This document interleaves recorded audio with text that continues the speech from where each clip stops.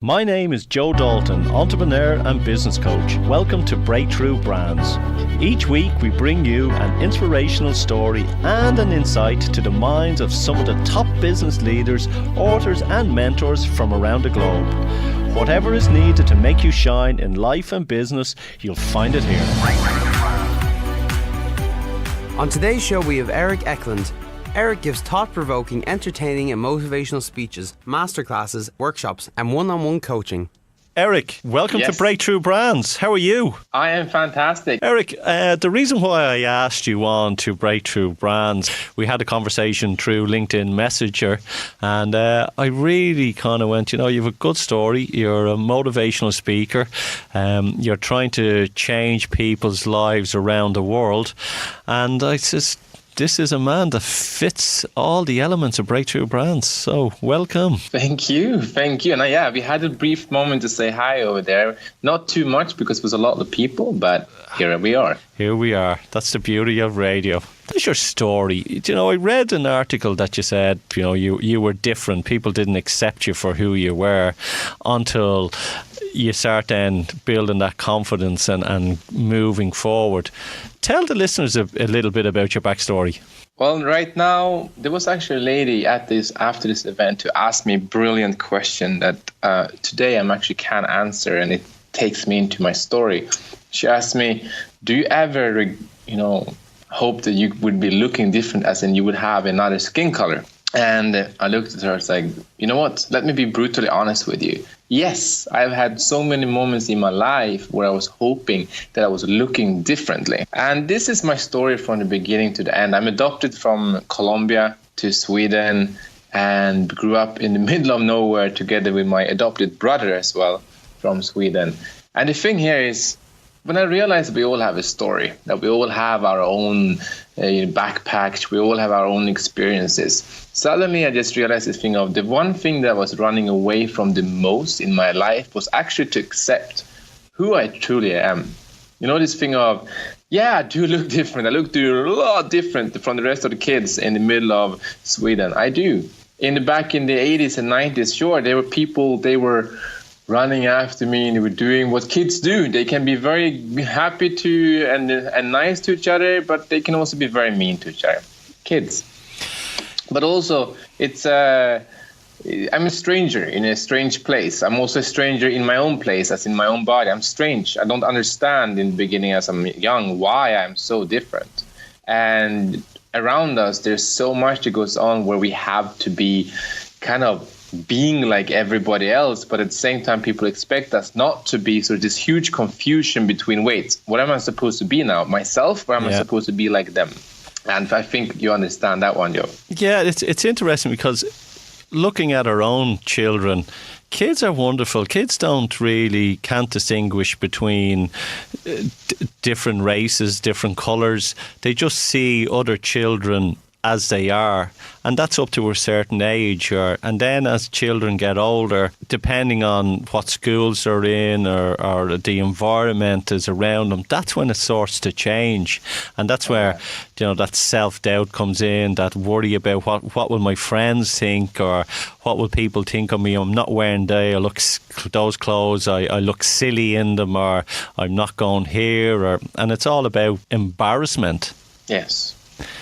And it's very much so. And, when I agree 100% with you when you said that, when children are small, and I remember myself after 5-6 years old, something like this. I mean, seriously, we're just running around kidding and joking and being children.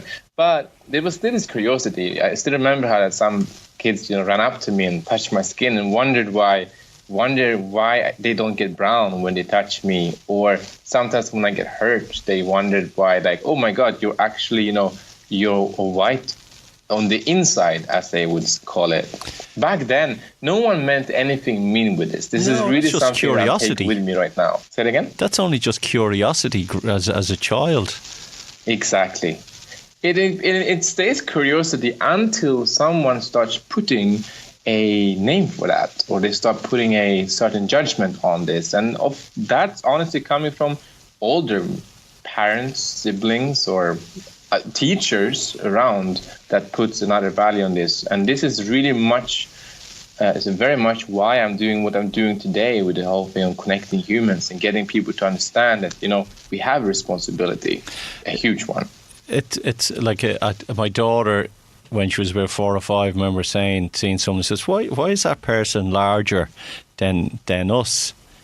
And we say, well, because God makes everyone different, and we all come in different shapes and sizes. And you went, oh, okay. And that was it. Oh, it's cute. You're trying to connect a lot of people, and you're trying to see if you can possibly, through your word, change lives and change people's perception of the world. True. How are you doing that? Or what's the message that you're trying to relay to people, Erik? Right now, it's this thing of through discovering myself and discovering what is my why and why I'm doing really what I do. Like, why am I doing what I really love to do?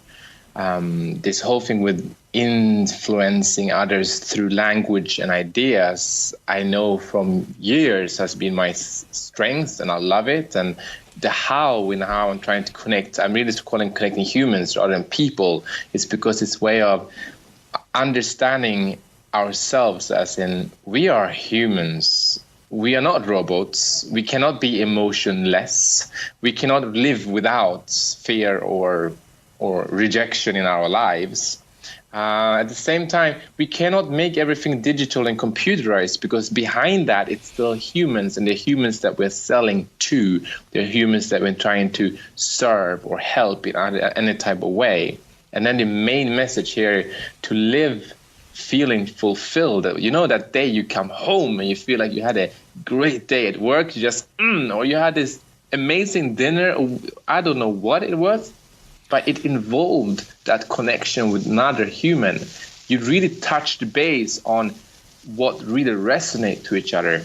I don't know how many times I come home from networking events, for instance, and I hear people around me, oh my God, that was such a drag. Because there was no level of really connecting with one another there. I'm trying to understand one another. Many times this people-oriented approach is missing. There's more profit and metrics involved in leadership or management today than actually lifting other people up. Well, that's because you're looking at gratitude, and you're looking at how the day evolves for people, and you're noticing, and I notice it as well, if you're speaking to someone, how's it going? And they go, you know yourself. Do you know, I'm having this or having that. And people feel that if they complain or moan, other people will take pity on them. And anyone that goes, oh, it's brilliant, it's awesome, it's great, they kind of stand back and go, wow, that's different. Yeah. And then it's many times when we do this thing of, as I said in the beginning, we do live in a society or in a world where we are expected to bring something different to others around us, or anything from people to companies. But as soon as we're trying to bring something different to people and companies, organizations around us, we are many times being welcomed by a hand in our face, or really this look as in, who are you? What are you trying to do? Where do you think you're coming from talking that nonsense? Exactly. You don't have my background. You don't have my experience. And this is exactly what I'm trying to say to people is, we want to move forward. We can look back. We can acknowledge what has happened. And this is a huge step in the ability of moving forward. But the past does not give you what's going to happen in the future. It will be what you create right now. And you can decide. You can keep living and acting and behaving and thinking like you have always been, or you can always challenge yourself, asking yourself, suppose that I don't know, or suppose that I'm wrong, or suppose that there is something more.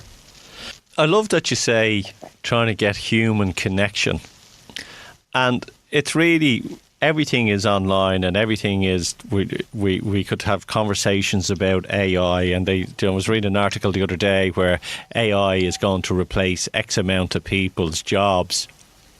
And it made me think on, okay, if that's going to replace those people's jobs, people spend money. You need people to be earning money to spend money. And if no one is working, you have a recession. That's true. So if there's AI taken away from a lot of this, that interconnection is going to be lost? And what can the future be? That's a huge question to ask. And the reason why I'm bringing it up is because you are so spot on when you talk about human connection, because I think we're all being dragged down the road of technology, that it makes our lives easier and we do this. And people, I think there's a lot of people out there that are very lonely, and there's a lot of people out there who want human connection but don't know where to find it.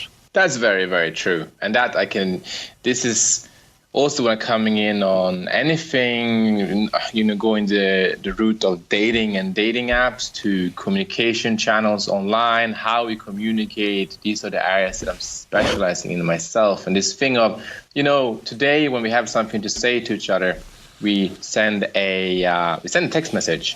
Or sometimes when we don't have, if we want to say no, or if we feel like we don't want to do something, we just become silent. We don't say anything, or we remove each other. We block each other with a push of a button. But it fuels on its own this way of, well, if I'm just going to be blocked, or if I say something to somebody, and if that person don't like that, will just be silent.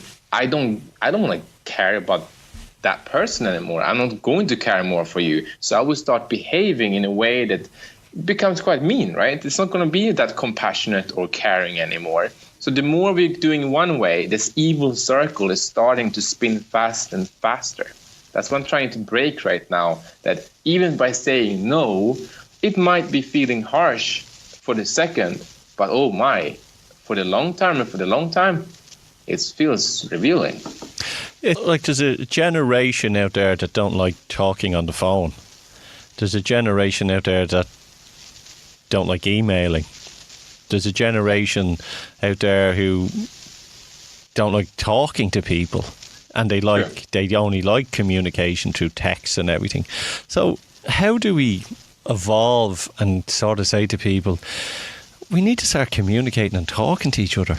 Why do you have to send someone a text before you call them to say, is it okay to speak to them? Like, where did that come from and why?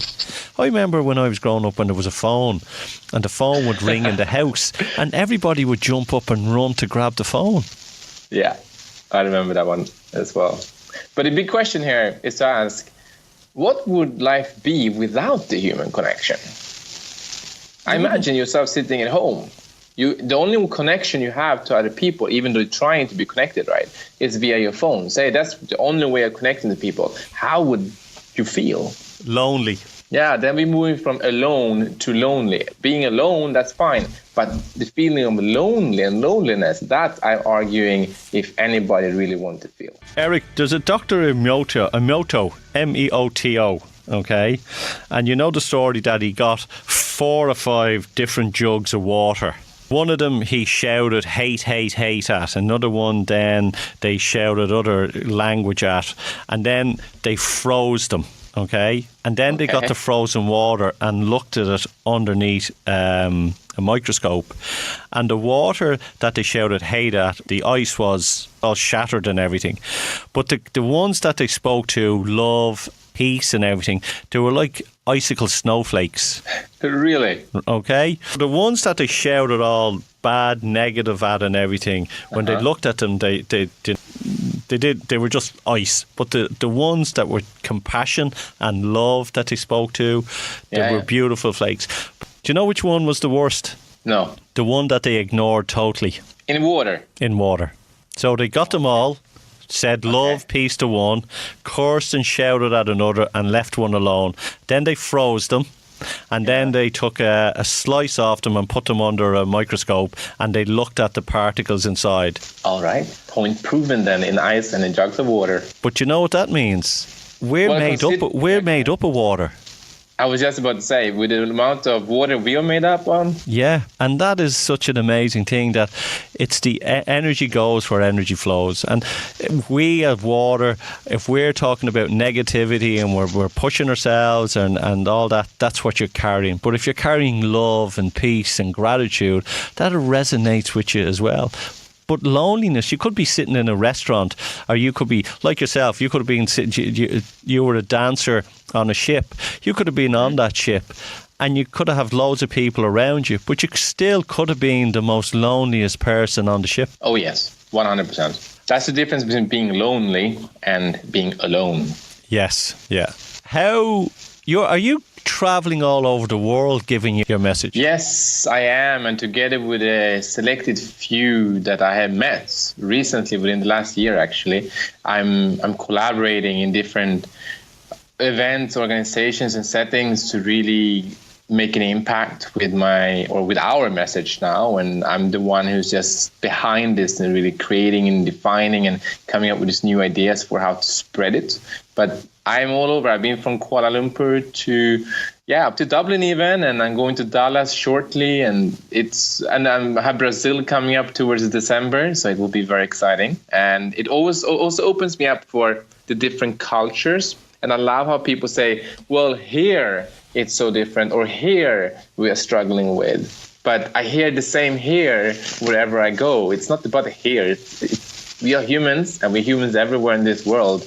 And we have the same, let me say, likes and wants in many different ways. Although I agree, we have different religions and cultures and experiences and upbringings. We do. But when we come into those basics of being alive as a human, such as lonely or being alone, that doesn't matter if you're sitting in Malaysia or if you're sitting in Ireland. The feeling of being lonely or alone is the same. I think the main question that everybody would probably ask all over the world, what is my life purpose? Yeah, that's a big question these days, especially now. On it, and that's it. It's people want to try and everyone talks about helping everybody, and everyone you flow with the people, and in the conversations you have with people you resonate towards them, and the one thing that everyone is trying to figure out in those circles is, what's my life purpose? And right now is even this thing with the word helping others is a big word. It's not specific enough to really show us. I speak to many and they say, yeah, but my purpose is to help others. And I agree, yes, most probably your purpose is so. But however, what do you mean with helping? Some people help others by cooking. Other people help others by entertaining them. Other people help others by, instructing them in math or science. There are so many different ways we can help others in. So the challenge comes to narrow down, what do we mean with helping others? It's a clear direction. A clear vision and direction is what they need themselves. Like we do all say, I want to help people. And it's like I'm a business coach and I help businesses. And the first thing that I work on with them is clarity, direction and taking action. Okay. Because even though they know what's going on and they know they're good at and what they want to achieve, we really have to do that soul searching, finding out their true value, so they can then be very clear on their mission statement, on their actions, so they can resonate to the people that they can help. Very true. That's one way of doing that. What is the future for yourself? What a question. What is the future for myself? Well, my vision is to really become this. I want to be able to make a living and really make an impact in Europe. That's actually my vision right now. Be able to be the one to be able to guide others in Europe in how to find their purpose and really live it to their full potential, both as a business or an organization. So I would love to have, my futures is I would love to build a team. I would love to have these different teams around the world who's actually working together with me. The one part that I feel in myself now is I'm missing that from the corporate world where I was in, having these different departments and different teams collaborating. It's huge. I would love to have that right now. And this is the most short-term goal I have in my own progress right now. What's lacking? Mentorship, guidance. I have, the more I'm looking at myself, also realizing, this thing of to be able to make an impact and be efficient. I often use the metaphor of a Formula One race where nobody is anything without each other. That car, that speed, that driver, that team, when they're changing that tire, I'm lacking the person who can sit down and say, oh, really hold me accountable for what I've said, say 1 month ago, because everything is moving so fast. So I have to adapt. But then who keeps me on track? And then another person who can see what I don't see. I love collaborating and teaming up with some people who, for instance, I have a German assistant working with me, and she's older than me. She's from Germany. She's having a whole other approach to how to do business. But I love it because she sees things completely different than I do. And together we create very good programs. I think you're spot on. Everybody does need either a partnership or collaboration, because we are great on our own, but we can only move mountains when we are with other people. Yeah. And any business, any organisation that has a team, like-minded team, will do greatness. And I know that you have teamed up with some great guys that will probably all help each other on their way, and you will develop more and more skills as you move along in this process.